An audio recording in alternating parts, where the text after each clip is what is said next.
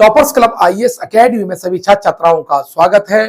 आशा है आप परिवार सहित स्वस्थ होंगे, मस्त होंगे और तैयारी कर रहे होंगे। धीमे धीमे हमने सारे सब्जेक्ट की श्रृंखला स्टार्ट कर दी है। इतिहास की श्रृंखला में मैंने पहले वीडियो में आपको इंडिया का इंट्रोडक्शन दिया था।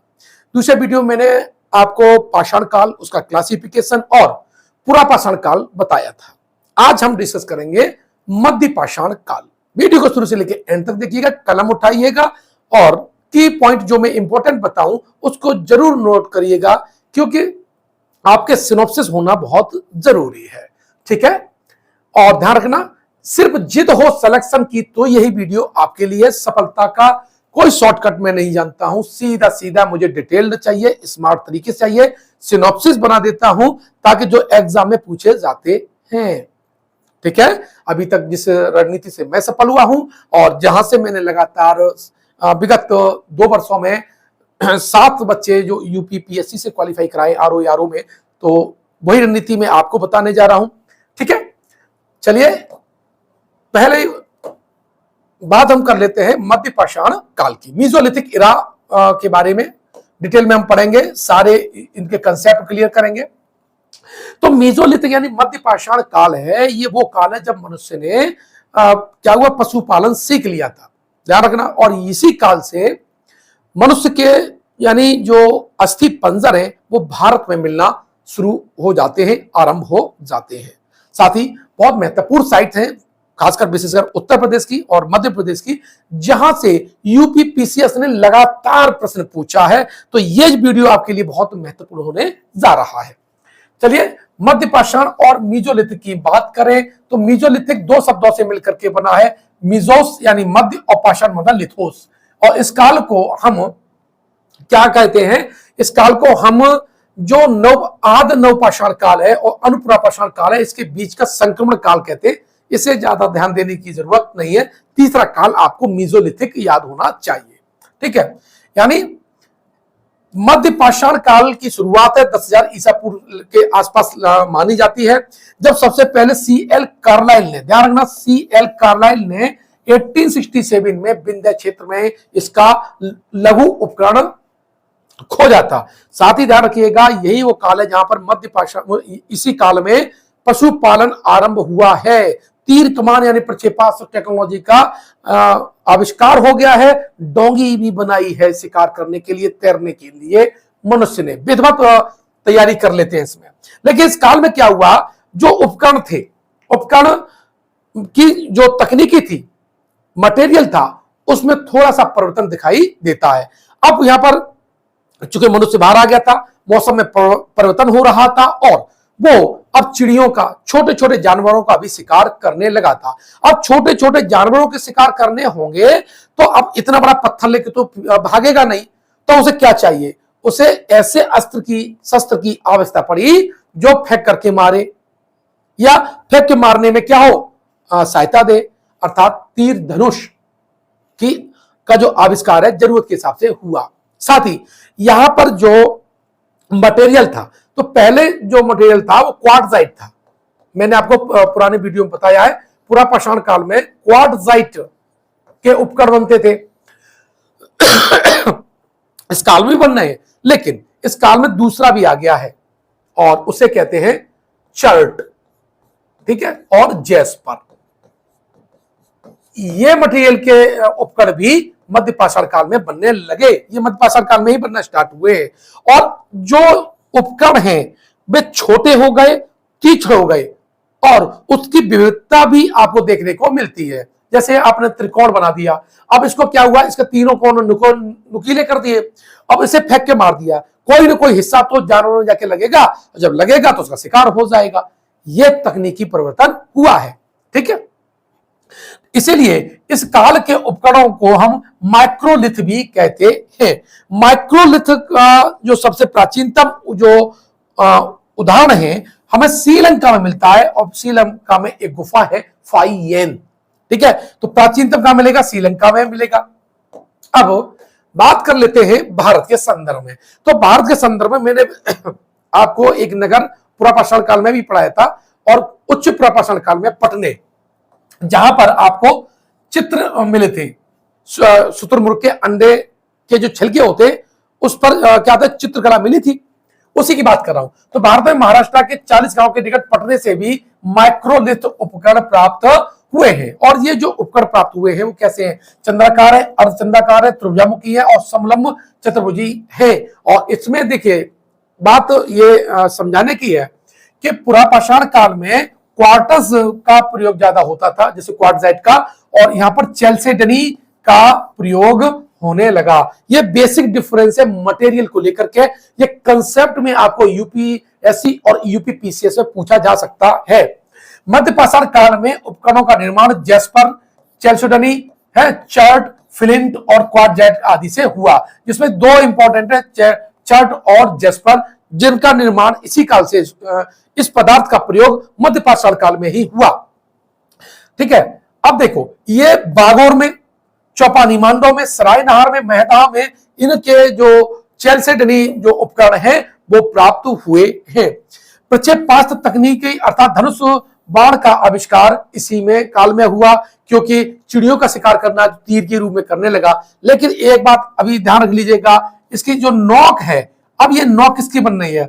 ये जो पत्थर के पतले पतले छोटे छोटे सल्क होते थे और त्रिकोण बना दिया उन्होंने इसको, उससे जो डंडा होता था लकड़ी का और उसके आगे इसको लगा देते थे। ठीक है, अब यहां पर दूसरी चीज है कि यहां पर ये हड्डी का भी बना है, हड्डी का और पत्थर, ये दोनों के बनते थे ये। ठीक है, तीर कमान बन तो रहे लेकिन उपकरण में आज भी मटेरियल पाषाण ही है, पत्थर ही है, स्टोन ही है। ठीक, अब भारत में मानव अस्थि पंजर का प्रथम जो साक्ष्य है वो यहीं से प्राप्त होने लगता है। और इसी काल में हमें शवों को दफनाने की प्रक्रिया देखने को मिलती है, क्योंकि सामूहिक शिकार हुआ और परिवार प्रणाली यानी मनुष्य के समूह में स्त्री और पुरुषों के बीच जो संबंध है वो लगाव पैदा हो गया। इससे पहले जानवरों की तरह रहते थे, लेकिन अब फीलिंग्स प्रेम की आने लगी, और जब प्रेम की फीलिंग्स आने लगेगी तो क्या होगा? अपने समूह के सदस्यों के प्रति प्रेम करता है, तो जब वो उसके मर जाने पर, उसकी डेथ हो जाने पर अब उसे दुख होगा, अब उसे लाश को ऐसे नहीं छोड़ेगा, उस सबको ऐसे नहीं छोड़ेगा, वो क्या है? अब दफनाना शुरू कर दिया। ये सम्मान डेड बॉडी का मध्य पाषाण काल में शुरू हुआ है। ठीक है, चलिए आगे जब देखते हैं तो यहाँ उपकरणों की हम चर्चा कर लेते हैं, जो कि पूछा जा सकता है कौन कौन से जो उपकरण हैं वो मध्य पाषाण काल में हुए हैं। सबसे पहले ब्लेड, जो हालांकि पहले से चल रहा था लेकिन अब यह विशेषीकृत हो गया था। अब इसकी लंबाई चौड़ाई में क्या हुआ? दुगने का फर्क आ गया था, यानी 2:1 का रेशियो हो गया। यानी जो उपकरण हुआ करते थे मोस्टली कैसे होते थे इसमें ब्लेड में, वो 2 और 1 का। ठीक है, मध्य पाषाण युगीन औजार बनाने की तकनीकी को हम फ्लूटिंग कहते हैं, यानी फ्लूटिंग की विधि से अब उपकरण बनाए जा रहे थे। क्रोड की बात कर रहे हैं, ये आकार में बेलनाकार होता था और पूरी लंबाई में फ्लूटिंग के निशान होते थे। दूसरा निकोला यानी पॉइंट, जिसे मारने के लिए त्रिकोण भी होता था। नव चंद्राकार यानी लूनेट, ये है, आपको ये याद करने हैं क्योंकि इसकी विशेषता आपको पीजीटी में या यूजीसी में दिखाई देती है। ठीक है, ये ट्रेपेज, तो आपके 6 के आपको नाम याद करने पड़ेंगे: ब्लेड, क्रोड, पॉइंट, ट्रेंगल, लूनेट और ट्रेपेज। ये मध्य पाषाण के प्रमुख हथियार हैं, पाषाण उपकरण हैं जिन्हें मनुष्य ने अपने शिकार के लिए बनाया था। अब यहां एक स्थल की हम बात कर लेते हैं, बागोर की। देखिए बहुत महत्वपूर्ण है, मैंने पहले बताया था कि यहां पर मध्य पाषाण काल में पशुपालन शुरू हो गया था और मध्य पाषाण में हमारा क्या है? कुत्ता दोस्त बन गया। क्या बन गया? कुत्ता दोस्त बन गया। साथ ही भेड़, बकरी और गाय, भैंस। ठीक है, अब यहां पर भेड़ क्या थे? भेड़ उसने क्यों पाली? भेड़ को पालने का महत्वपूर्ण कारण था कि जैसे जैसे मौसम में बदलाव आ रहा था और मैदानी इलाकों में मनुष्य आ चुका था, अब छाल निकालने के लिए फलक भी उसके पास में है। ठीक है, जब खाल निकाल रहे हैं तो उसमें भेड़ प्राप्त होती है, तो उसके ऊपर ऊन है। अब वो ऊन कैसी गर्माहट देती है। समूह में पहले क्या है, भेड़ों के झुंड में ही रह लेता था वो, फिर उसने क्या किया, उसको जो ऊन निकाल करके यानी उसकी खाल को निकाल करके वस्त्र बनाना आरंभ कर दिया था। तो भेड़ से क्या होता, एक तो उसे मांस मिल जाता था और दूसरे क्या मिल जाती थी? गर्म ऊन मिल जाती थी। बकरी से क्या मिलता था, उसे दूध मिल जाता था और मांस भी मिल जाता था। गाय और भैंस से बड़ी मात्रा में, है ना, पशुधन प्राप्त होता था। तो ये सारे जो साक्ष्य प्राप्त हुए हैं वो कहां से प्राप्त हुए हैं, बागोर से पशुपालन के साक्ष्य प्राप्त हुए हैं। ये कोठारी नदी के किनारे है, ये आपका बहुत इंपॉर्टेंट है, मध्य प्रदेश में है, और ये बनास नदी की सहायक नदी है। यहां से प्राप्त टीलों को महासती कहा जाता है, मोस्ट इंपॉर्टेंट है। बीएन मिश्रा और लेसनिक ने इस बागोर को यानी इस स्थल को खोजा था, और 1971 में बीएन मिश्र ने इसका क्या हुआ, उत्खनन कराया। अब यहाँ पर पशुपालन के भी साक्ष्य प्राप्त हुए और चेल्सेडनी यहाँ पर उपकरण प्राप्त हुए थे। साथ ही यहाँ पर 4 मानव कंकाल मिले बच्चों, कितने, 4 मानव कंकाल मिले, और एक मानव कंकाल में 36 गुरियों की एक लड़ी प्राप्त होती है। इसका मतलब है कि सौंदर्य प्रसाधन की ओर अब मनुष्य बढ़ने लगा था। उसकी सोच शिकार और खाने के अलावा मनोरंजन के अन्य साधन और स्वयं को सजाने के अन्य साधन यहां पर देखने को मिलते हैं। उसी प्रक्रिया में आपको वस्त्रों के निर्माण की कोई ना कोई अलग तकनीकी रही होगी, और वस्त्रों में विविधता दिखाई देती है। यानी पहले जो खाल और छाल पहन लेते थे, अब कटिंग करके एक अच्छी शेप में उसे पहनना स्टार्ट कर दिया था, जो कि हमें मध्य पाषाण काल की चित्रकला में देखने को भी मिल जाता है। यह 5 ताम्र उपकरण भी प्राप्त हुए हैं, जिनमें एक भाला है, 3 बाण है और एक तकुआ नुमा तांबे की छड़ यानी रॉड प्राप्त हुई है। अब यहां से एक प्रश्न आ जाता है कि मनुष्य ने सबसे पहले किस धातु का प्रयोग किया, तो बच्चों वो है कॉपर। ध्यान रखिए कॉपर है, इसीलिए पाषाण के बाद ताम्र पाषाण काल युग आएगा। ताम्र पाषाण काल में पाषाण और तांबे दोनों का प्रयोग होगा, मनुष्य दोनों का प्रयोग करेगा, इसीलिए उसे हम ताम्र पाषाण काल कहते हैं। आई थिंक बच्चों आप इस क्लास का आनंद ले रहे होंगे, लेकिन एक महत्वपूर्ण बात है कि अगर आपने हमारे चैनल को सब्सक्राइब नहीं किया है तो चैनल को सब्सक्राइब जरूर कर लीजिएगा।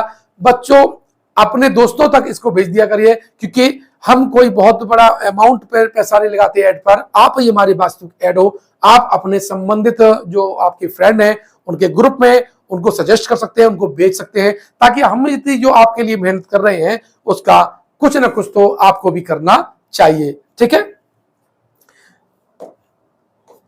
अब यहां पर दूसरा एक स्थल है लंगनाच, मध्य पाषाण काल का स्थल है। ऐसे भी प्रश्न पूछा जाता है कि निम्नलिखित में से कौन सा पुरापाषाण, मध्य पाषाण काल या नवपाषाण काल का स्थल है, तो मध्य पाषाण काल के स्थल आपको प्राप्त होने चाहिए। देखिए इसे क्या है, धीरज लाल साकलिया ने इसका उत्खनन कराया था।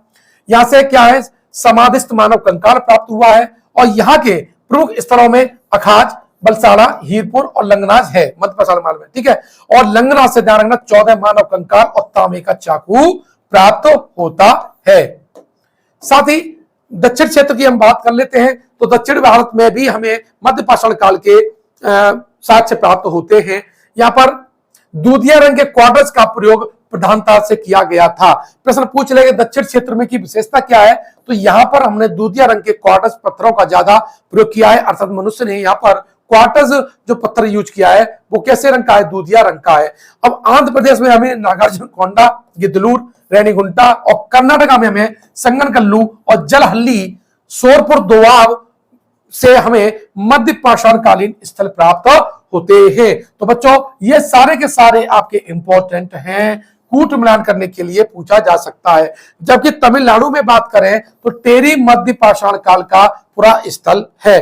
टेरी जो विशाखापट्टनम के चंद्रपालेम, पारदेशी पालेम, रूसीकोंडा से मध्य पाषाण कालीन मछुआरों के अस्तित्व के प्रमाण मिले हैं। चूंकि ये जल स्रोतों के नजदीक स्थल है तो स्वाभाविक है यहाँ पर उनसे संबंधित उपकरण प्राप्त होंगे कि मनुष्य की सभ्यता का मनुष्य की जो सभ्यता है वो नदी किनारे, तालाबों किनारे, समुद्र के तटीय इलाकों में ही विकसित हुई है। बात करें मध्य क्षेत्र में, मध्य प्रदेश में, तो मध्य प्रदेश के जम्मू द्वीप यानी जोरो द्वीपीय शिलाश्रय होशंगाबाद जिले में स्थित है, और यहाँ है आदमगढ़। मध्य प्रदेश के आदमगढ़ से भी हमें पशुपालन के प्राचीनतम साक्ष्य प्राप्त होते हैं।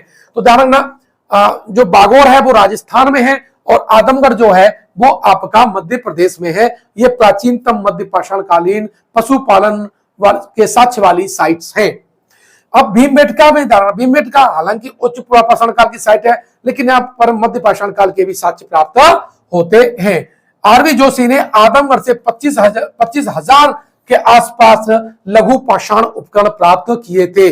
और इस जो भीमबेटका की खोज मैंने बताया था आपको बीएस का बाकरकर ने की थी, और वहां से उन्होंने मध्य पाषाण काल में अंत्येष्टि का साक्ष्य प्राप्त हुआ है।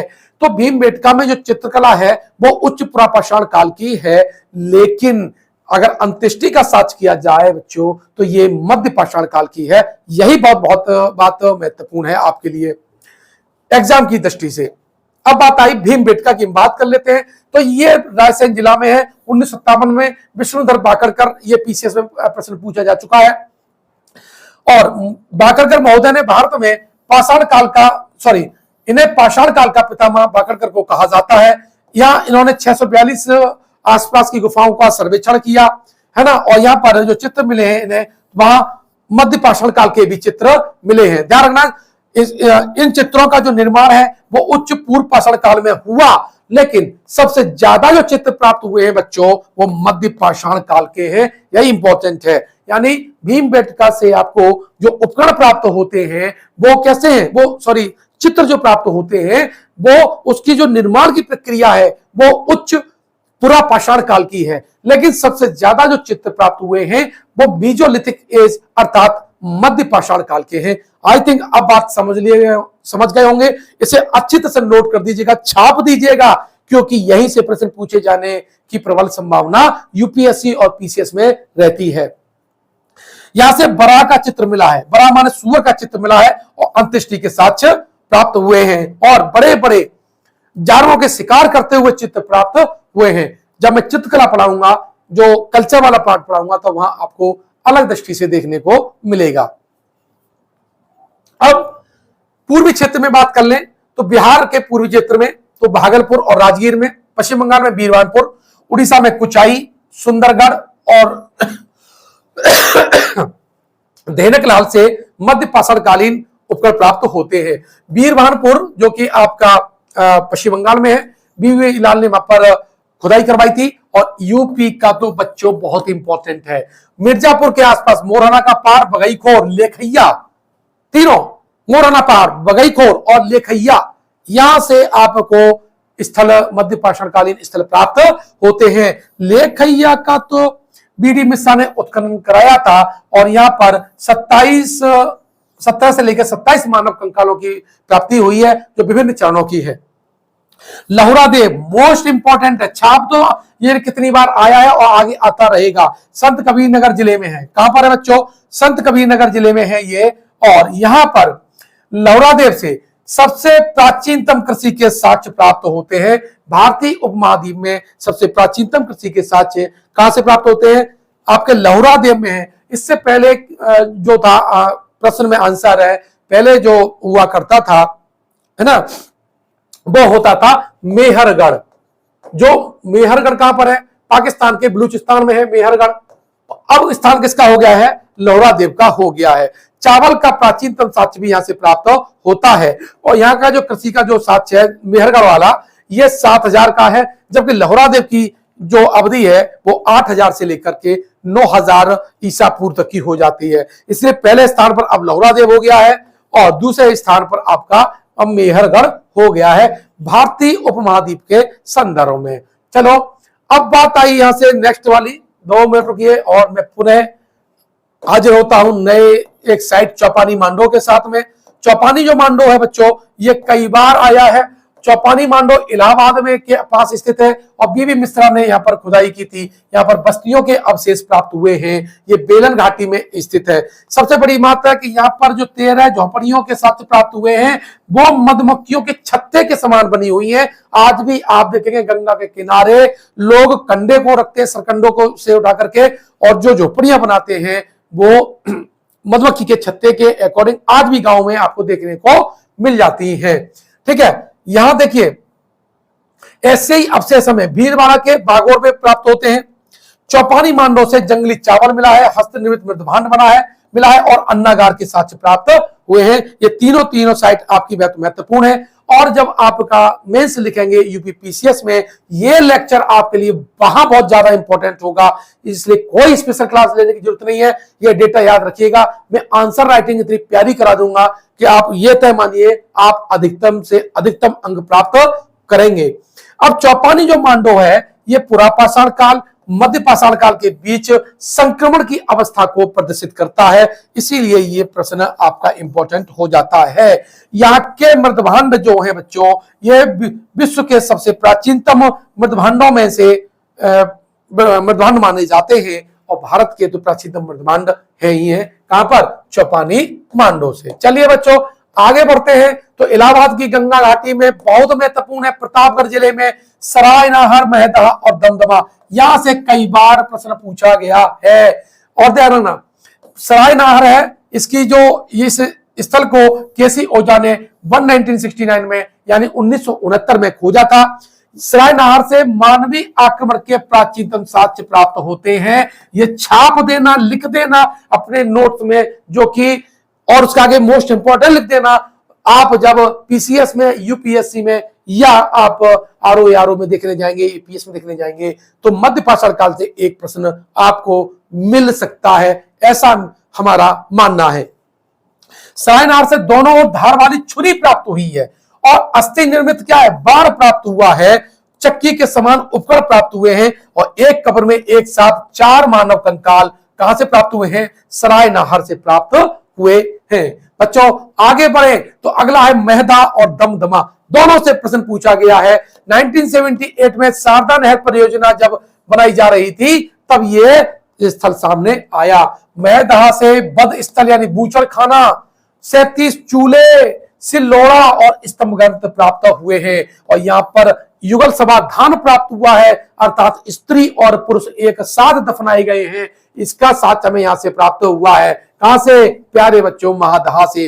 13 कंकाल प्राप्त हुए हैं, कुंडल माला पहने हुए हैं। मैंने बताया था कि इस काल में सौंदर्य की ओर मनुष्य बढ़ गया था।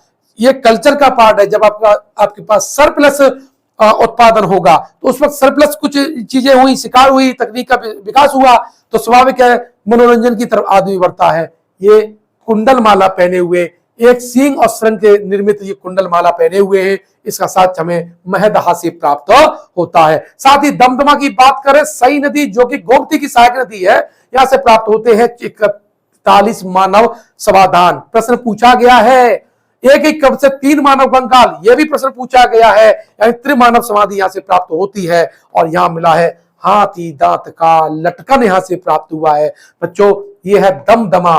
दमदमा में 41 मनुष्यों का दम घुटा है, एक ही कब्र में 3 मानव कंकाल प्राप्त हुए हैं, और हाथी दांत की यहां से लटकन प्राप्त हुई है। प्यारे बच्चों आगे बढ़े तो ये मध्य पाषाण काल के स्थल थे। तो अब हम थोड़े से मतलब की बात कर लें। ये पूनम गौतम है, मनोज जी हैं, रवि हैं, राघवेंद्र हैं, मनोज और आनंद है, ये हमारे छात्र हैं। मनोज तो हमारे फ्रेंड हैं, ठीक है।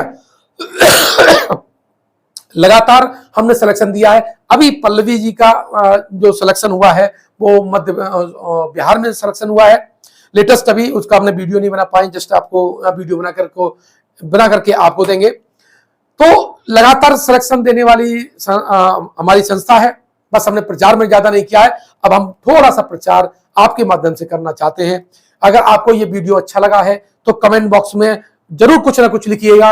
अगर कमी रह गई है तो वो भी लिखिए, अच्छा लगा है तो भी लिखिए, और सुधार करना है वो भी लिखिएगा। हम तो आपसे संवाद करते हैं, सब संवाद करते हैं तभी क्या होता है, जो टीचर और शिष्य एक दूसरे संवाद करते हैं तो एग्जाम बहुत आसानी से निकल जाता है। नो फियर, कोई फियर आपको नहीं लेना है। हाँ, थोड़ा लिटिल अमाउंट के साथ मैंने कोर्स स्टार्ट किया है, क्योंकि देखिए जीवन को चलाने के लिए, संस्था को चलाने के लिए पैसा तो चाहिए ही चाहिए होता है। तो ध्यान रखना, मात्र 2500 रुपए में मैंने आपको 2500 रुपए में आपको नोट्स देना है, आपको टेस्ट सीरीज देनी है, 2500 रुपए में ही ये सारी है आपको। और साथ ही जो जितने भी मैं मैक्सिमम से मैक्सिमम पाठ्यक्रम के रिकॉर्डेड वीडियो आप लेवल हमारे वीडियो का देख सकते हैं, ये सारे के सारे मात्र 2500 रुपए में ही आपको मिल जाएंगे। ध्यान रखिएगा, कितने में, मात्र 2500 मिल जाएंगे।